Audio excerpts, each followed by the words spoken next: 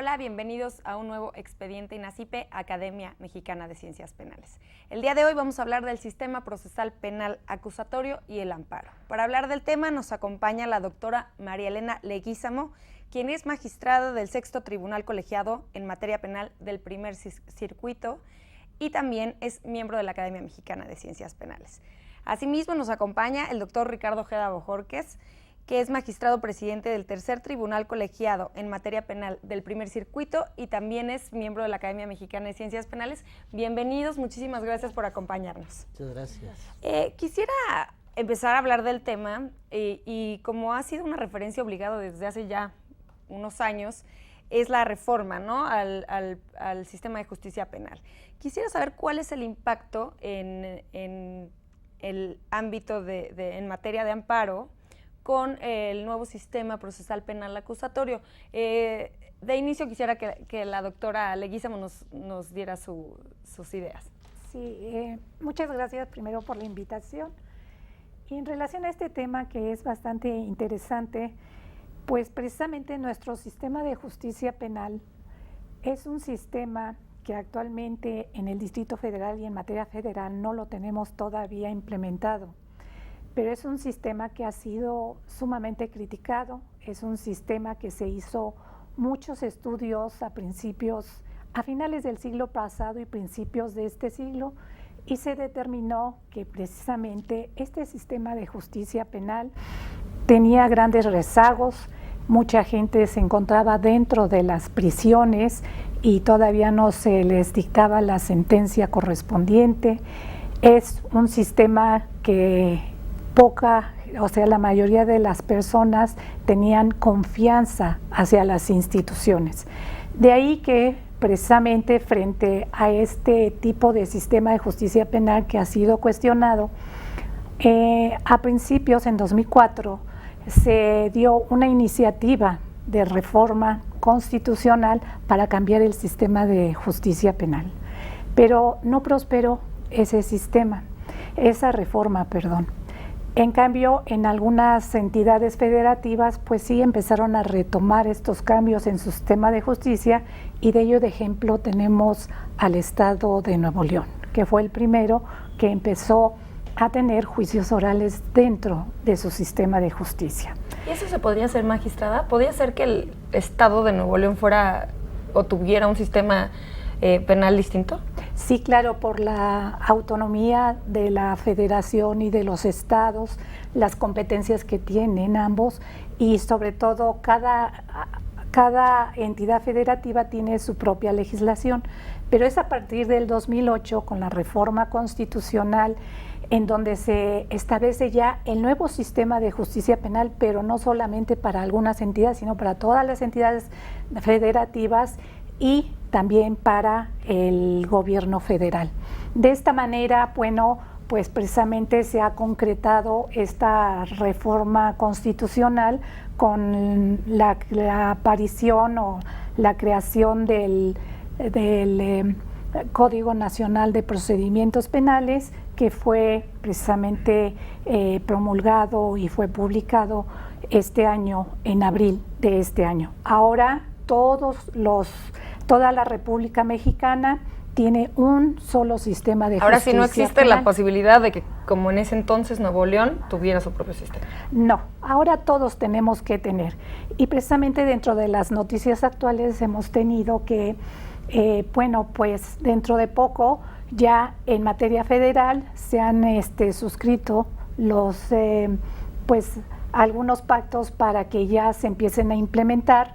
Lo primero tenemos en Puebla, tenemos en el estado de Zacatecas, de San Luis Potosí, y así diferentes estados en donde ya se va a ir implementando en materia federal en esos estados.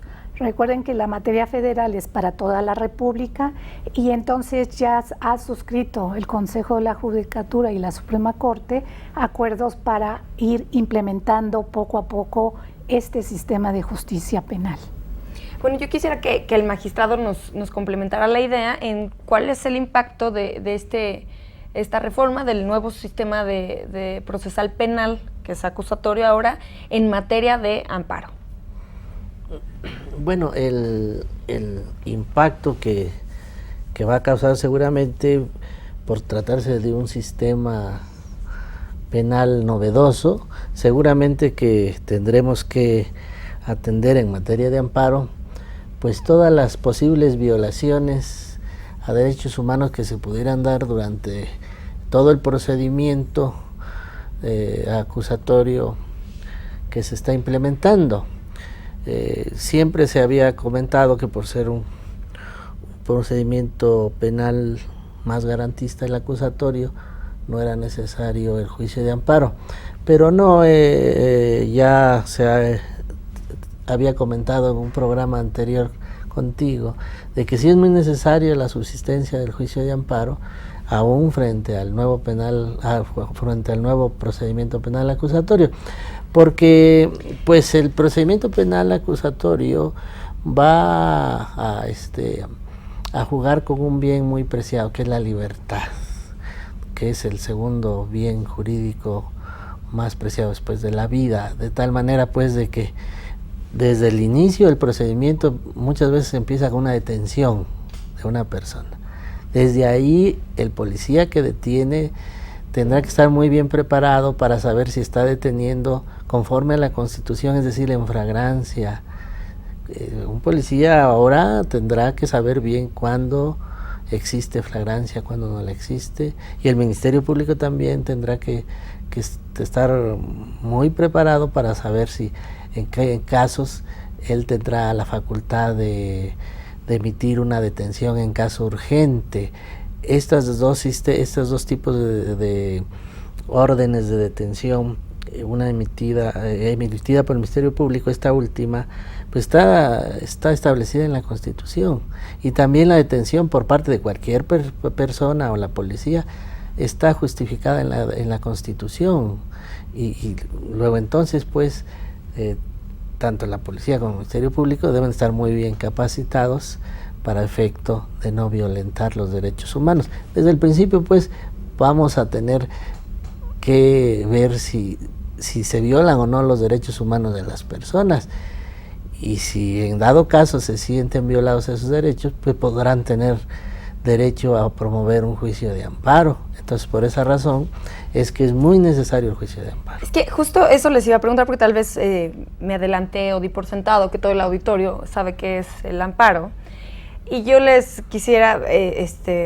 pedir que me dieran como una definición corta, porque mucha gente podría pensar que el amparo se utiliza si no estás de acuerdo con una resolución judicial, ¿no? Nada más, así, no estoy de acuerdo, entonces no me voy a amparar.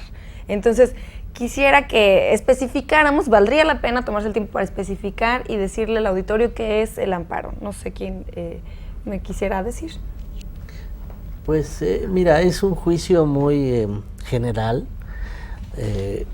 que se utiliza para protegerse de cualquier violación de derechos humanos cometidas por las autoridades, ya sea por actos o por normas, pero en cualquier materia, no solamente en materia penal, sino en cualquier materia.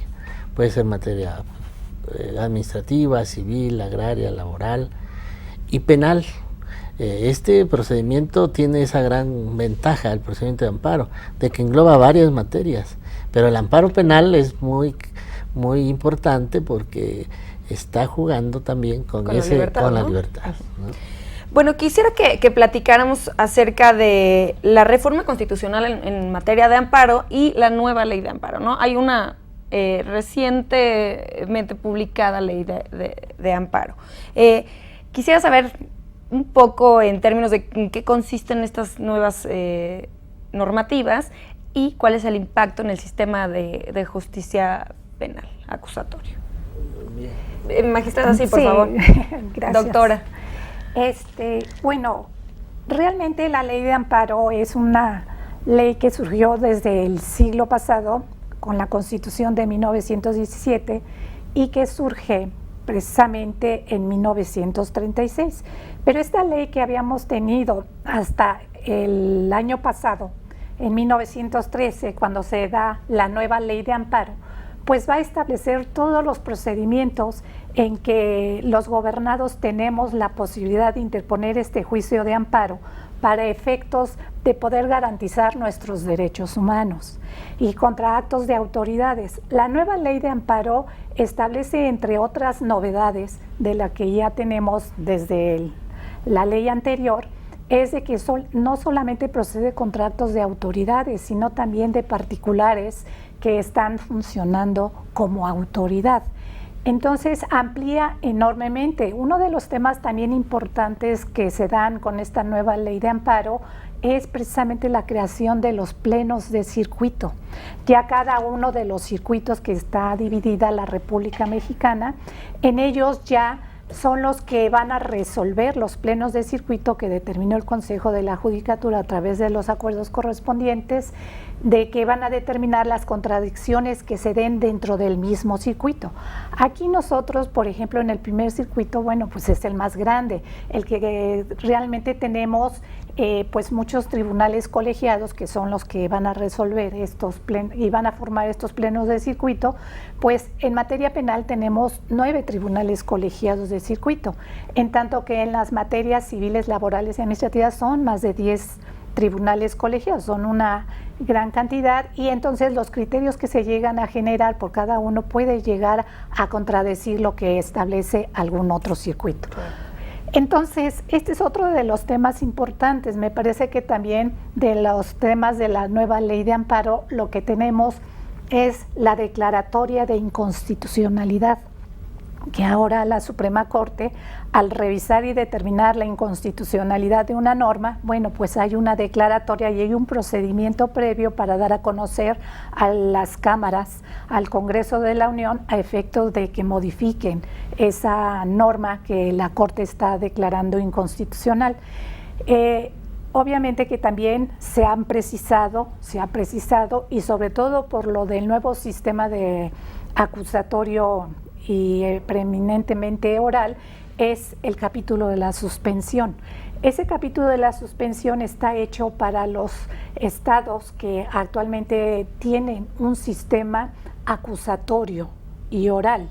Entonces, esa suspensión se ve para estos, en tanto que se vaya implementando en toda esta reforma hasta junio del 2016, todavía como aquí en la Ciudad de México, que va a entrar a partir de enero del próximo año, van a empezar a implementar esta reforma constitucional. Todo ello hace que los actuales amparos, sobre todo en materia penal, se sigan ajustando a la suspensión de la ley anterior, no de la ley actual. Eso le iba a decir. Entonces, esta nueva ley, la nueva ley de amparo, ¿es aplicable solo para el sistema procesal penal acusatorio? No, únicamente el capítulo relativo a la suspensión y en materia penal. Ok. Tenemos que hacer una pausa, pero yo voy a regresar para que el doctor Ojeda Bojorquez nos pueda dar sus puntos y señalamientos de la nueva ley de amparo. Al auditorio, por favor, continúen con nosotros. Estamos en Expediente INACIPE, Academia Mexicana de Ciencias Penales.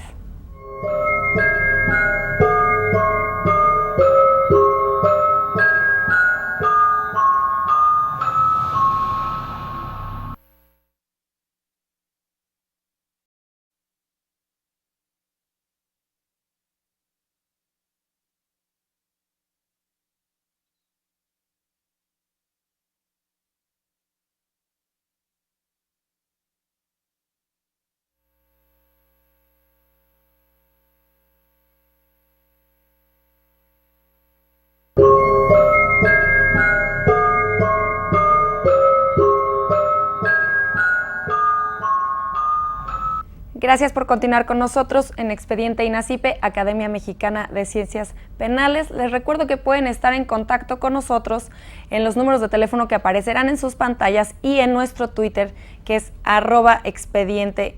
Los invito a seguirnos y darnos sus comentarios y sugerencias acerca del programa. El día de hoy estamos hablando del sistema procesal penal acusatorio y del amparo. Doctor Ojeda Bojorquez, antes de irnos al corte, la doctora Leguízamo nos hablaba de las implicaciones de la nueva ley de amparo y de la reforma constitucional en materia de amparo. Quisiera que usted nos pudiera puntualizar. Creo que además de algunos temas que abordó la doctora Leguízamo en función de lo que es la novedad en la ley de amparo. Yo creo que es muy importante mencionar en este programa, porque estamos hablando del procedimiento penal acusatorio, de que una de las novedades de la nueva ley de amparo también es de que ya se le da intervención absoluta a la víctima como parte en el juicio de amparo. Anteriormente, la víctima y el ofendido no podían pedir el amparo contra una orden de aprehensión, contra un auto de formal prisión. Ahora, con la nueva ley de amparo, podrán pedir el amparo contra orden de aprehensión, autos de no vinculación a proceso, contra una orden de aprehensión negada, desde luego, un auto de no vinculación a proceso o una sentencia absolutoria. Podrán pedir el amparo las víctimas o los ofendidos. Eso es un avance en la nueva ley de amparo. ¿Por qué tiene vinculación con el nuevo sistema procesal penal?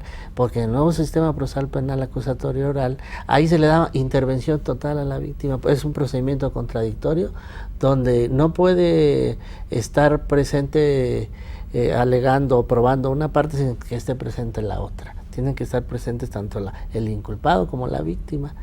Y por esa razón se ajustó la ley de amparo a este sistema, dándole oportunidad a la víctima que también ella pueda participar en el amparo, pidiendo el amparo y en cuanto a su procedencia, ¿no? Creo que es muy importante. Novedad. Como antes novedad. No, ninguno de estos dos. Anteriormente a la nueva ley de amparo, la víctima solamente tenía muy escasa participación en el amparo, solamente cuando se le estaba afectando en la reparación del daño.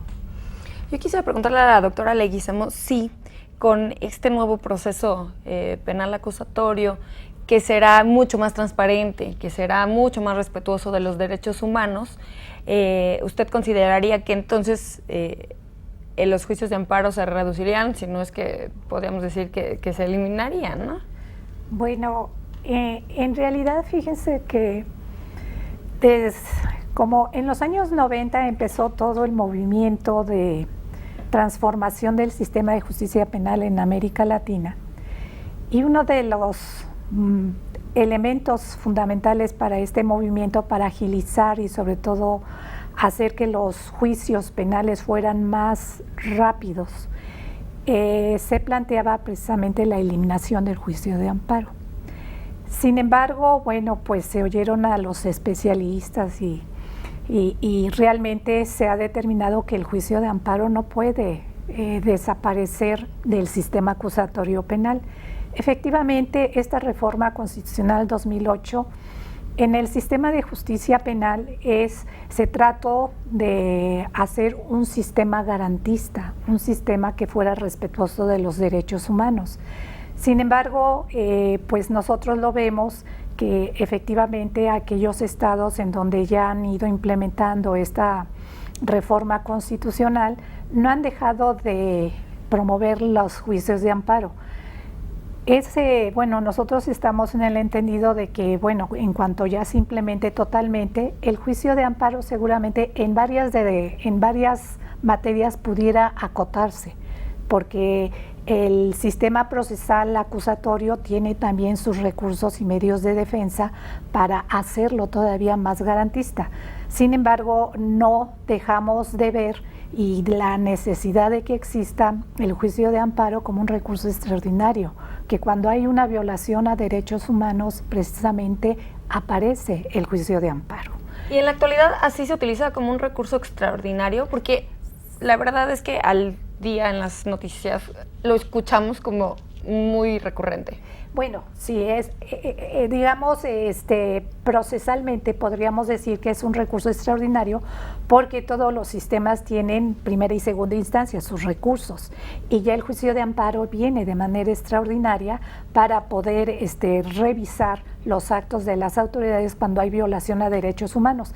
Efectivamente es muy recurrente el juicio de amparo, pero el juicio de amparo como protege precisamente los derechos humanos que han sido vulnerados por las autoridades, ellos lo pueden hacer desde el momento en que ejercen algunas de sus facultades y que pudieran precisamente lesionar la esfera jurídica, entonces aparece el juicio de amparo.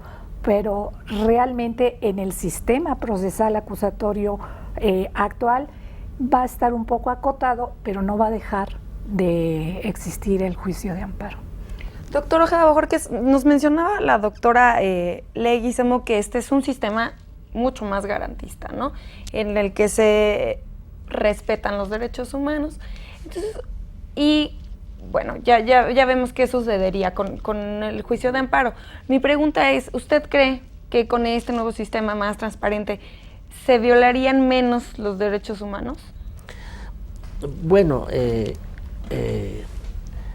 yo creo que como el sistema penal acusatorio lo van a manejar humanos, de alguna manera muchas veces al no aplicar bien una ley o hacerlo en forma arbitraria, un policía en forma arbitraria puede detener a una persona, ya está violando el sistema penal acusatorio y está violando también la Constitución y consecuentemente procede el amparo. Si está violando un derecho humano que es la libertad, no a detener a una persona cuando no es en flagrancia, como lo comentaba hace un momento.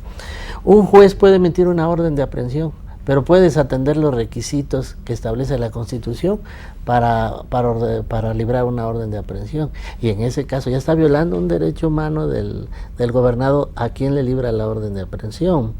Y por tal motivo procede el juicio de amparo para que el juez de distrito vea que si se violaron o no los derechos humanos contenidos en la Constitución. Para librar una orden de aprehensión se necesitan ciertos requisitos y no nada más en forma arbitraria un juez de control puede librarla. No, tendrá que fundar y motivar, que es otro tema también, que pareciera que choca con el nuevo sistema penal acusatorio oral.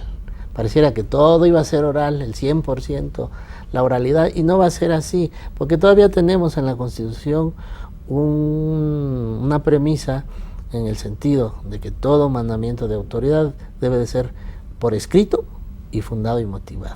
Entonces ahí pareciera que va a venir no un choque, pero sí una necesidad del juez de control de tener que ajustar sus actos a la Constitución.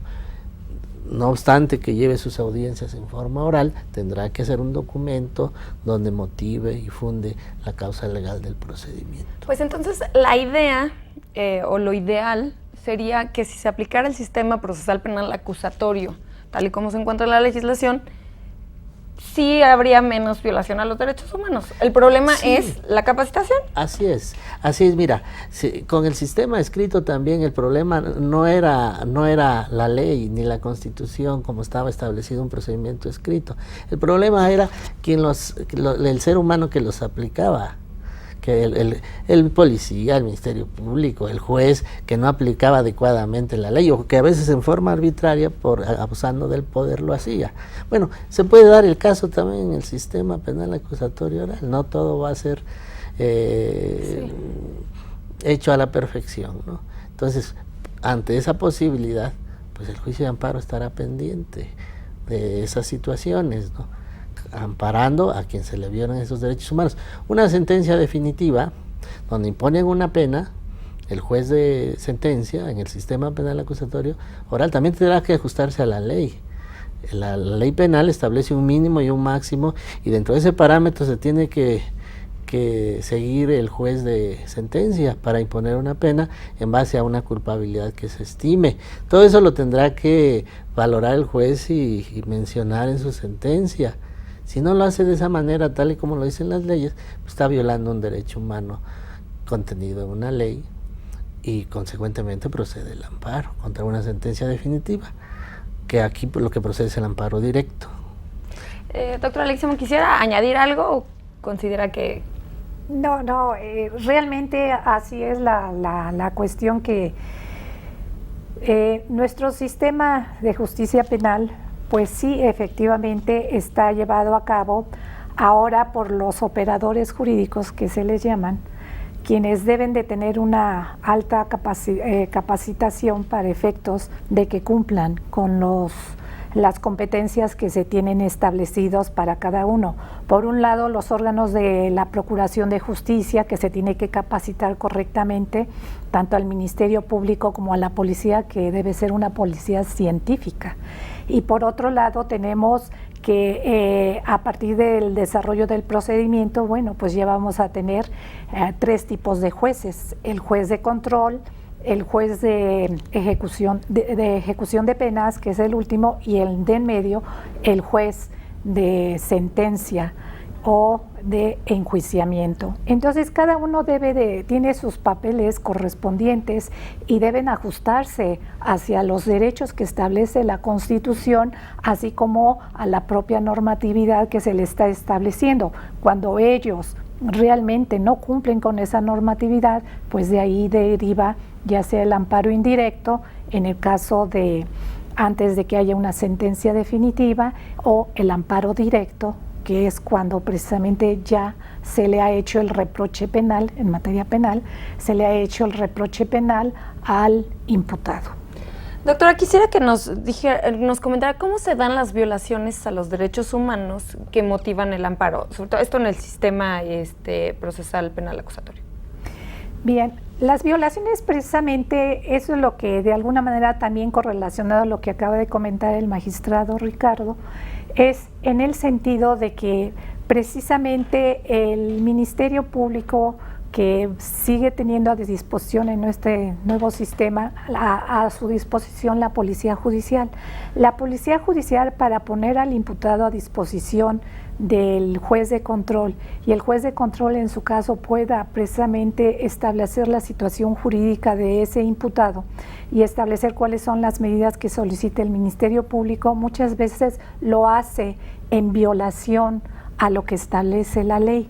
Precisamente a veces hay incomunicaciones, hay detenciones arbitrarias, no lo ponen a disposición como lo establece la propia Constitución, que debe ser puesto inmediatamente a disposición de las autoridades, o se llevan a cabo una serie de medidas cautelares que requieren una autorización judicial y que no lo llevan a cabo. Todas esas violaciones que se pueden dar dentro de la averiguación previa pues son impugnables a través de los recursos que establece la propia legislación y ya en última instancia el juicio de garantías. Que en este sistema sería como en la etapa de investigación, ¿no? Más exactamente. Que, sí, porque de acuerdo a este nuevo procedimiento se inicia con una fase de investigación y que viene con 2 etapas, que es la inicial y la complementaria, en donde precisamente el Ministerio Público está integrando la averiguación previa y se pueda poner a disposición el sujeto para pasar a la etapa intermedia o de preparación a juicio. Entonces, pues cada uno de los operadores jurídicos deben de tener una competencia muy específica y deben de alguna manera cumplir con esas disposiciones. Quisiera que el doctor Ojeda Bojorquez nos complementara, ya que estamos hablando del juez de control, sí, en cuál es la importancia y cuál es la relevancia del juez de control. Es que a mí ahora, ya que nos comentaba la doctora, me parece que pues en sus manos está pues la gran posibilidad de evitar que se llegue al juicio de amparo. Sí, en verdad el juez de control es el que va a llevar todo el proceso, prácticamente. Ya el juez de sentencia dictará únicamente la sentencia y claro, valorará las pruebas en la etapa del juicio, pero dictará la sentencia. Pero el juez de control, desde que recibe al detenido, él tendrá mucha actividad en el procedimiento penal hasta que lo dejan en estado de sentencia. En toda esa etapa, el juez de control tendrá que observar el nuevo Código Nacional de Procedimientos Penales conforme a las reglas que ya están establecidas en él. Yo por eso creo que el Poder Judicial de la Federación deberá, en primer lugar, preparar muy bien a los secretarios que vayan a concursar para jueces, conforme al nuevo Código Nacional de Procedimientos Penales. Y una vez ya preparados, entonces sí ya seleccionar a los mejores en base a un examen, tomando primordialmente también la experiencia. Queda poco tiempo, ¿no?, para capacitar en esta materia. Yo creo que deberán tomar en cuenta bastante también la experiencia del sustentante, del concursante para juez, la experiencia, la honestidad. Es muy importante que tomen en cuenta la honestidad. La opinión también de los jueces o magistrados con quien ha estado el secretario que está concursando para juez, ¿no? Es muy importante que se tome en cuenta la opinión de los jueces y magistrados, que últimamente no se ha hecho de esa manera. Pero yo creo que además de la capacitación, el examen es importante, pero la capacitación es más importante y la experiencia. Sí, claro, con la y práctica. luego ya hacer la selección para los jueces que vayan a llevar el nuevo juicio penal acusatorio oral, que la gran mayoría de jueces serán jueces de control. Los jueces de sentencia también pues en igual medida, y los de ejecución, como lo mencionaba la doctora Leguízamo. Pero todos ellos pues tendrán que basarse en el Código Nacional de Procedimientos Penales, que ya lo tenemos y que va a entrar en vigor ya próximamente en Puebla y en Durango. Hace unos días, ¿no? Dio Parece el que en inicio noviembre a la vigencia ya entra en vigor. Gradual, así lo dijeron, ¿no? Sí, va a ser gradualmente la vigencia del Código Nacional en el Poder Judicial de la Federación, en toda la República, ¿no? Los estados ya tomarán su decisión cuando consideran ellos que entra en vigor el nuevo Código Nacional de Procedimientos Penales. Ellos tendrán esa decisión propia porque siguen siendo autónomos los estados. Claro, y ya, bueno, que estamos viendo la importancia del juez de control en este tema, yo quisiera preguntarles si contáramos con un juez de control muy preparado, que tuviera todos los conocimientos necesarios, tanto del sistema acusatorio como del código, ¿podría corregir alguna violación de los derechos que se hayan hecho en ese periodo? Sí, por supuesto. Bueno, pues esa es una de las competencias del juez de control, estar revisando las actuaciones del Ministerio Público y estar también preparando las pruebas que se van a presentar para la audiencia de juicio. Pero si ya se violó un derecho humano, ¿se puede corregir en el proceso? Bueno, ¿quién es el que viola el derecho humano? El juez de control. Contra esa resolución del juez de control establece recursos en el propio Código Nacional de Procedimientos Penales. Y si sigue subsistiendo esa violación, es donde tiene la oportunidad de presentar el juicio de garantías, el juicio de amparo. Bueno, y esto en materia del juez de control, pero quisiera que me platicaran cuáles son los actos que motivarían amparo, pero los actos del Ministerio Público. Bien, el Ministerio Público, además de integrar la averiguación previa, y me parece que en este nuevo procedimiento hay una actuación muy importante que se le está dando y que es novedosa, lo que es el principio de oportunidad.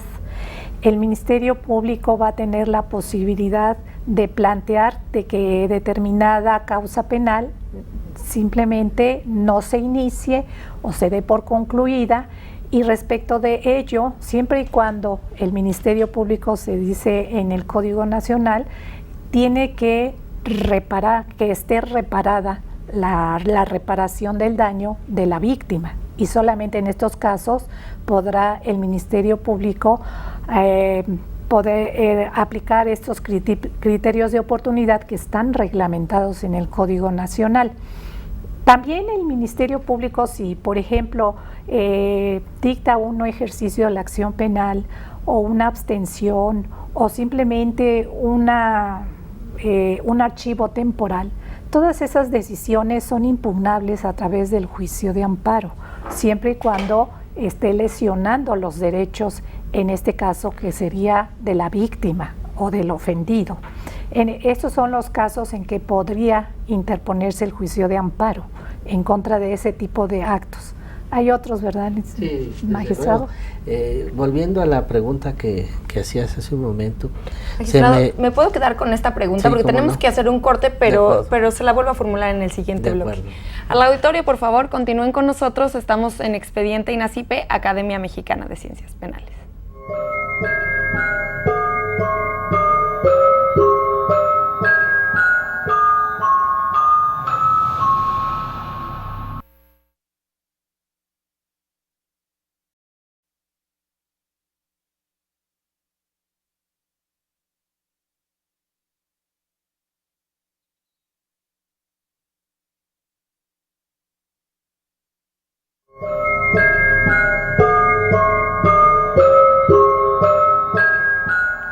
Gracias por continuar con nosotros en Expediente INACIPE, Academia Mexicana de Ciencias Penales. Les recuerdo nuevamente que pueden estar en contacto con nosotros a través de nuestro Twitter, que es @expediente_. Queremos saber sus sugerencias y comentarios y los invitamos a seguirnos. Antes de irnos al corte, estábamos hablando de cuáles son los actos que terminan en juicio de amparo, pero los actos cometidos por el Ministerio Público, y el doctor Ojeda Bojorquez nos iba a complementar la información. A complementar la información en relación al juez de control.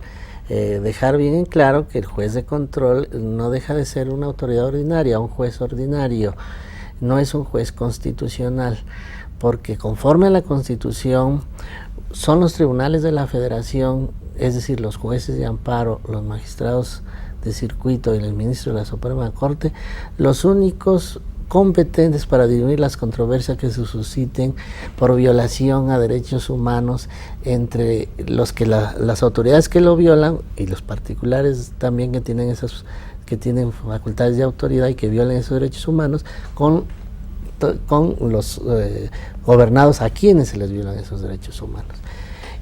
Pero sí los jueces de control, no obstante que son jueces ordinarios y pueden ser jueces federales también, tienen el deber de respetar la Constitución y aplicar un control,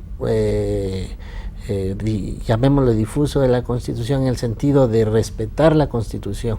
Por ejemplo, si el Ministerio Público decreta una retención indebidamente, la Constitución le manda al juez de control de que él no ratifique la detención. Y ahí está haciendo uso de una facultad que le manda la Constitución, haciendo uso de una facultad, de un control difuso de la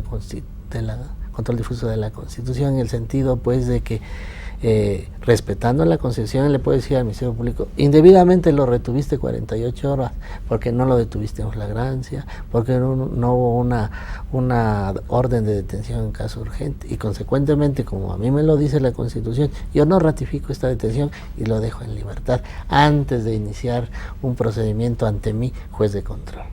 Entonces sí tiene esas facultades, pero no deja de ser un juez ordinario. Se puede equivocar el juez de control, y como bien lo dice la magistrada Leguizamo, para eso están los recursos contra las fallas del juez de control. Claro. Entonces ahí es cuando el juez de control sí corrige. Sí, pero si hay una situación donde infiere la libertad, ahí puedes irte indistintamente o al recurso o al juicio de amparo, porque hay una excepción al principio de definitividad que en la doctrina le llamamos así en el juicio de amparo.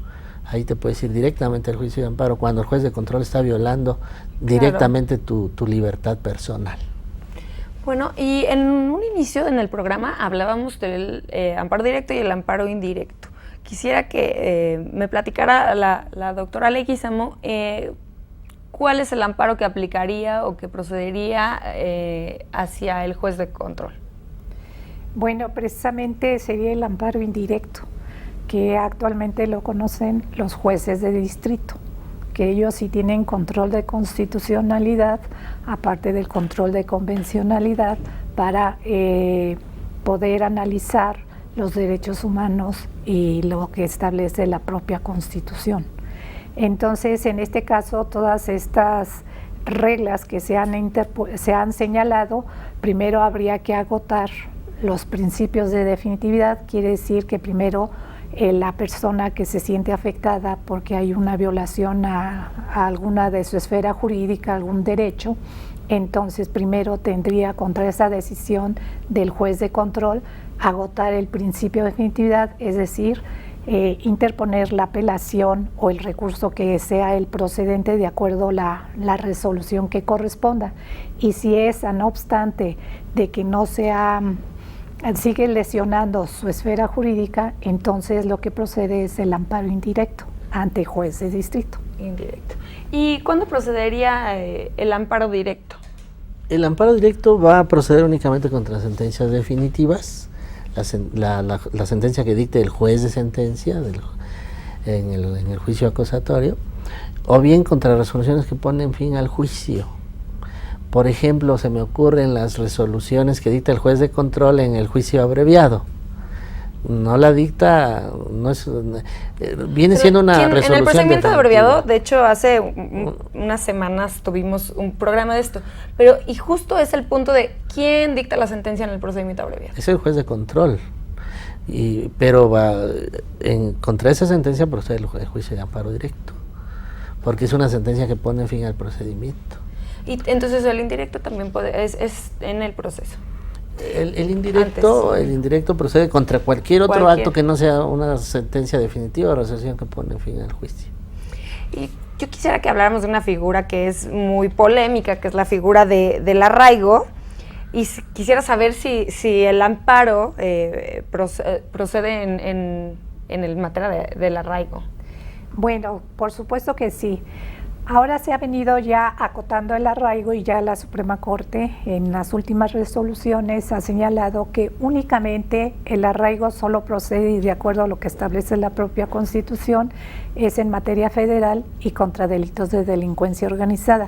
Ninguna entidad federativa podrá utilizar esta figura del arraigo, puesto que si llegara a suceder en este sentido, pues precisamente el amparo es procedente y seguramente que se concederá el amparo porque eso ya está totalmente pues prohibido de hacer esta figura del arraigo. La Suprema Corte de Justicia, en una resolución que tuvo para poder establecer sobre la supremacía constitucional, señaló, entre otras cuestiones, que efectivamente la Constitución y los tratados están en el mismo nivel, pero sin embargo la Constitución, las restricciones que tiene la Constitución son restricciones que deben ser respetadas. Entre ellas tenemos a la figura del arraigo. Sí, claro, porque el arraigo per se podría ser, es violatorio de los derechos humanos. Pues sí, per se sí. Muchos especialistas y sobre todo que hemos estado en los cursos de capacitación que nos ha dado el Consejo de la Judicatura y la Suprema Corte, pues muchos especialistas han señalado precisamente que la figura del arraigo es totalmente violatoria de los derechos humanos. En algunas entrevistas que yo estuve revisando en las noticias, el Procurador General de la República dijo que trataba de utilizar, no obstante que está autorizado por la Constitución, los arraigos en materia federal por delitos de delincuencia organizada, trataba de utilizar lo menos posible esa figura, precisamente porque es una figura en donde todavía no se sabe la situación jurídica del quejoso. Entonces es una cuestión que sí hay de fondo y de acuerdo a lo que nos dicen los pactos y tratados internacionales, pues sí, es una privación ilegal de la libertad. Sin embargo, bueno, aquí por la temática que tenemos de la delincuencia organizada, la forma de cómo se están las políticas públicas que se deben de llevar, por eso dejaron esa figura, pero únicamente... Y tendría que estar muy bien fundada y motivada, ¿no? Pues sí, fundada y motivada correctamente. Y tratando de delincuencia organizada, exclusivamente. Solamente. Nada más. Que bueno, ese sería como también otra polémica, ¿no? Hay cierta polémica en la definición de delincuencia organizada, pero bueno, ese es otro tema. Yo quisiera que el doctor Ojeda Bojorquez nos platicara de alguna otra medida que motive el juicio de amparo. Algún otro acto del juez de control podría ser la negativa a la libertad provisional bajo caución que establece el Código Nacional de Procedimientos Penales, el hecho de decretar la prisión preventiva cuando no proceda la prisión preventiva, porque uno de los de las prerrogativas que establece el nuevo Código Nacional de Procedimientos Penales, o más bien el sistema acusatorio, es precisamente que la gran mayoría de procedimientos o de procesos penales se sigan con el gobernado en libertad, con el procesado en libertad. Y establece en qué casos nada más procede la prisión preventiva de la Constitución. Si se salen de esos casos, hay posibilidades del juicio de amparo, es decir, de que proceda el juicio de amparo y de que se le conceda el amparo al gobernado si lo están privando de su libertad cuando la Constitución dice otra cosa. Entonces hay muchos actos pues donde el juez de control pudiera violentar las garantías, los derechos humanos de los gobernados, porque quiero que quede bien establecido que ahora el juicio de amparo lo que protege son los derechos humanos, no las garantías individuales como se manejaba. Sí, claro, con la reforma constitucional de 2011, y no solamente los derechos humanos de la Constitución, sino también de los tratados internacionales. Eso es muy importante. Yo quisiera que nos dieran una breve conclusión de cuáles son los retos a los que se enfrenta México en materia de amparo, y sobre todo en este tiempo que nos queda hasta que seamos completamente tengamos un sistema penal acusatorio. Bueno, yo creo que uno de los retos es que verdaderamente el gobernado no tenga actos que realmente lesionen sus derechos. Por eso yo pienso que el juicio de amparo siempre debe de estar existente, como dicen, como la última razón, pero que debe de estar existente porque pues somos seres humanos. Nosotros, si bien es cierto, tenemos leyes que pueden ser muy garantistas, puede haber una serie de normas de cómo se deben de conducir cada uno de los operadores jurídicos, pero si ellos llegan a vulnerar alguno de los derechos fundamentales que están previstos en la Constitución o en los tratados, pues precisamente el juicio de amparo debe de estar presente. Que ojalá se llegue a acotar un poco el juicio de amparo en la implementación de estos juicios, pero si no, el juicio de amparo es el que va a estar siempre presente en reparar todas las violaciones a los derechos humanos. Magistrado Ojeda Bojorquez, ¿nos podría decir cuáles son los retos que usted consideraría? Yo creo que los retos es que se tiene que enfrentar el Estado frente a estas novedades, tanto del procedimiento penal acusatorio como del nuevo juicio de amparo, es ir perfeccionando tanto el Código Nacional de Procedimientos Penales como la propia nueva ley de amparo.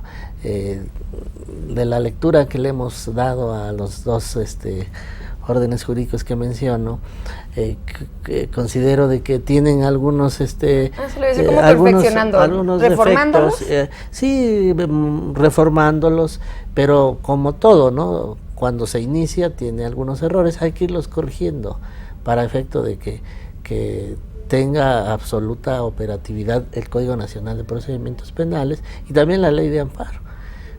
Por ponerte un ejemplo, por ahí un artículo de la ley de amparo, creo que es el 170 de la ley de amparo, da una definición distinta de lo que es el proceso penal con el 211 del Código Nacional, que nos dice que el proceso penal inicia con la puesta a disposición del juez, al juez de control.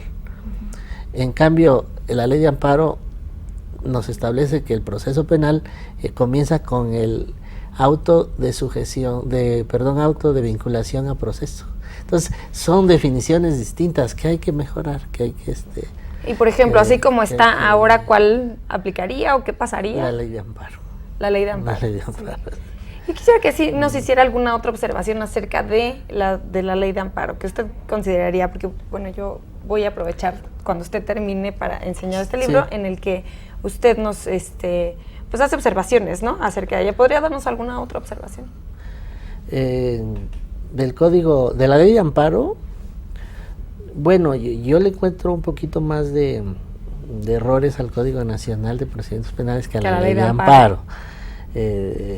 Sí tiene la ley de amparo algunos errores ahorita, por ejemplo, en cuanto a las violaciones procesales, la nueva ley de amparo se refiere a las violaciones procesales que se establecen conforme al nuevo sistema penal acusatorio oral, pero olvidó las del otro procedimiento que todavía está en vigor, y entonces actualmente tenemos un problema ahí de cuál aplicar, si la vieja ley de amparo o la nueva ley de amparo, porque no hay ningún artículo transitorio que haya establecido que tengamos que seguir la vieja ley de amparo para las violaciones procesales conforme al procedimiento escrito. Entonces tiene ciertas cuestiones la nueva ley de amparo, que hay que ir corrigiendo, todo es perfectible. Yo pienso que ambos códigos, tanto el Código Nacional de Protección Personal como la ley de amparo, son una novedad y están y son de vanguardia. Solamente hay que irlos perfeccionando y con el tiempo yo creo que alcanzaremos un éxito en el procedimiento penal acusatorio y también en el juicio de amparo penal.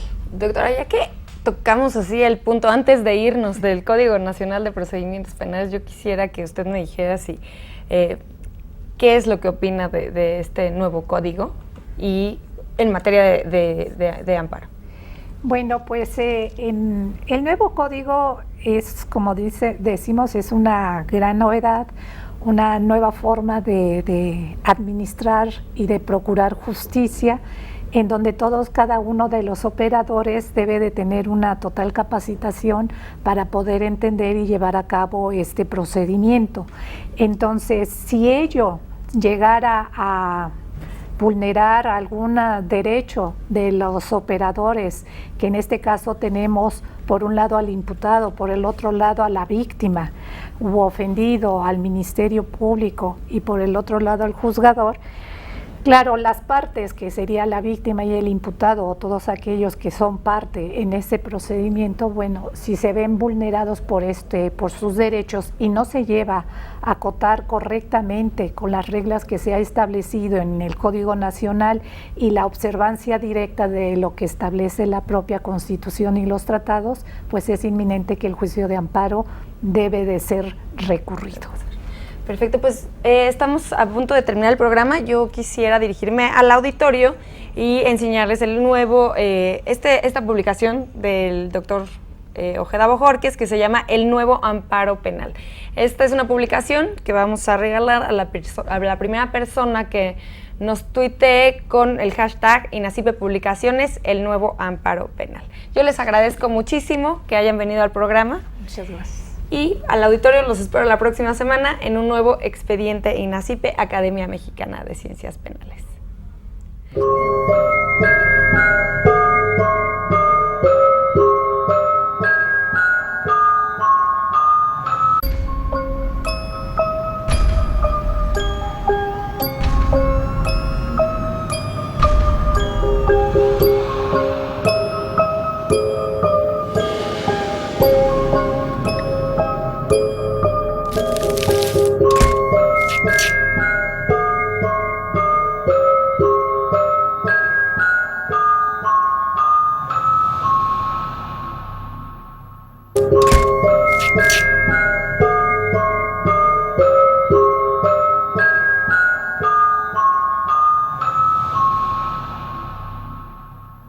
Thank you.